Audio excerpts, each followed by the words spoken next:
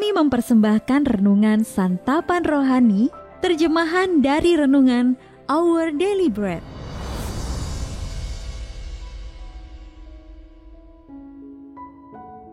Untuk menerima notifikasi video baru kami, silakan tekan tombol subscribe dan tanda lonceng di bawah ini.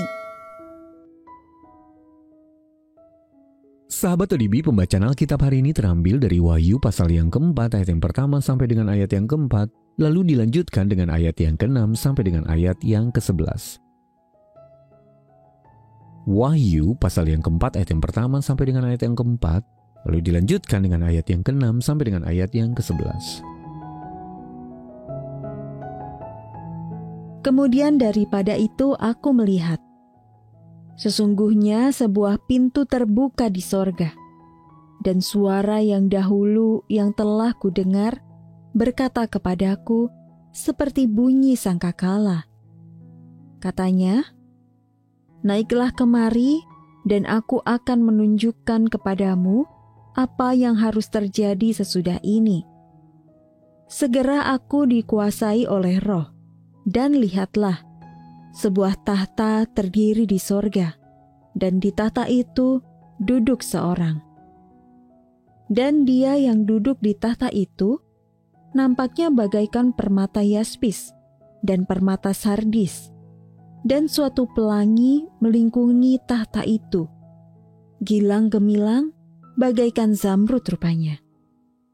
Dan sekeliling tahta itu ada 24 tahta, dan di tahta-tahta itu duduk 24 tua-tua yang memakai pakaian putih dan mahkota emas di kepala mereka.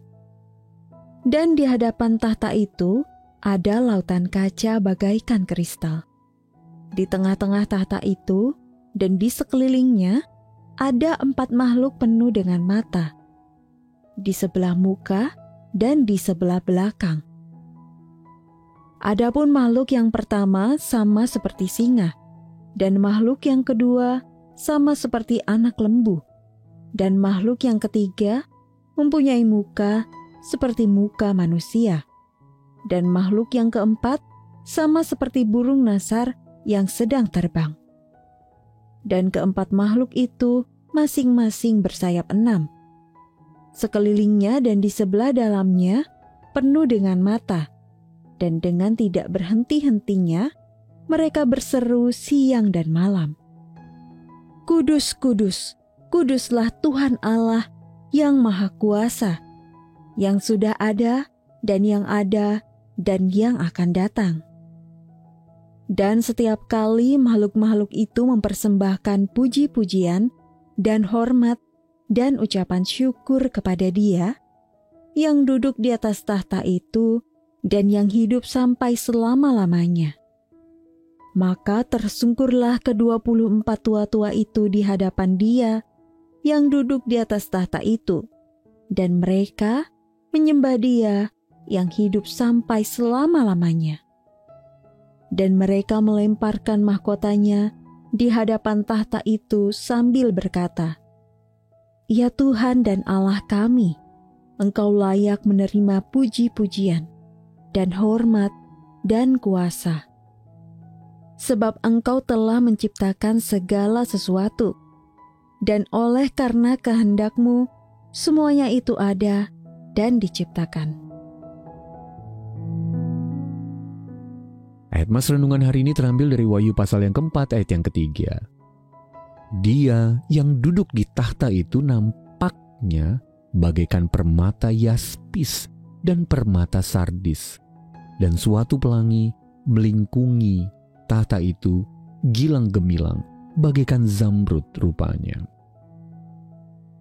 Renungan hari ini berjudul Petunjuk Kemuliaan Allah, ditulis oleh Brent Hackett. Sahabat ODB, fotografer asal Australia, Christian Spencer, telah menghabiskan lebih dari 20 tahun memotret di Taman Nasional Itatiaia, Brazil. Salah satu aspek menakjubkan dari karya fotografinya adalah keberhasilannya menangkap efek cahaya matahari yang menembus sayap-sayap seekor burung kolibri yang sedang terbentang lebar. ia menemukan bahwa sayap tersebut menciptakan pelangi seperti prisma ketika burung-burung terbang di antara sinar matahari yang terang dan lensa kameranya. Fotografer lain juga berhasil menangkap fenomena serupa pada burung-burung selain kolibri. Menemukan warna-warni pelangi pada sayap burung adalah salah satu contoh dari harta tersembunyi yang Allah tempatkan di dalam alam ciptaannya. Keindahan dan keagungan seperti itu dapat membangkitkan rasa ingin tahu kita tentang apa yang disaksikan orang-orang percaya ketika kelak mereka melihat Yesus Kristus duduk di tahtanya.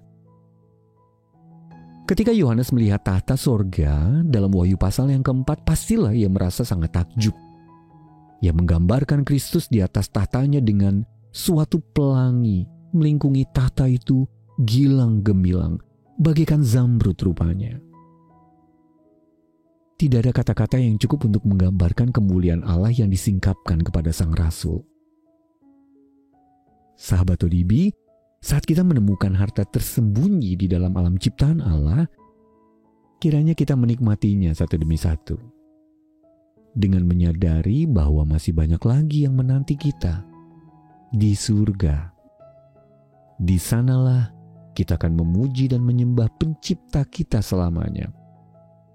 Ya Tuhan dan Allah kami, Engkau layak menerima puji-pujian dan hormat dan kuasa, sebab Engkau telah menciptakan segala sesuatu, dan oleh karena kehendak-Mu semuanya itu ada dan diciptakan. Sahabat ODB, apa saja harta tersembunyi lain yang Anda temukan di dalam alam ciptaan Allah? Lalu bagaimana Anda dapat menggunakan karya ciptaan Allah untuk membawa orang lain mengenal Kristus? Mari kita berdoa. Ya Allah, terima kasih untuk harta tersembunyi di dalam alam ciptaan-Mu yang menunjukkan keagungan-Mu. Dalam nama Tuhan Yesus kami berdoa. Amin. Mari mendukung pelayanan ini agar kami dapat menjangkau banyak jiwa dengan firman Tuhan yang sanggup mengubahkan hidup. Silakan scan kris yang tertera di layar untuk memberikan persembahan kasih. Tuhan Yesus memberkati.